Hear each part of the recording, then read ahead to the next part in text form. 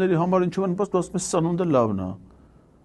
Սան ասում են մարդկանց համար լավ է սնունդը ինչ կապ ունի։ Պետրոս ջան,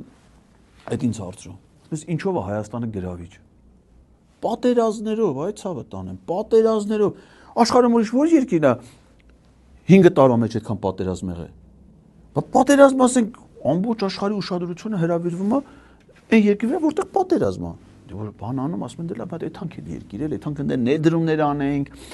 աշխատատեղեր ստեղծենք։ Դե մեր մոտ էլ այտենց է, նայ հիմա ասենք օրինակ, այս մարտիկ եկան, մենք պրոբլեմ ունենք, մեր մոտ խաղաղ էր մեր երկիրը մինչև իրանց իշխանության գալը Պետրոս ջան։ Խաղաղ են չի էլի, անկապ քո համար խաղաղ ապրում ես, աղ խաղաղ են դու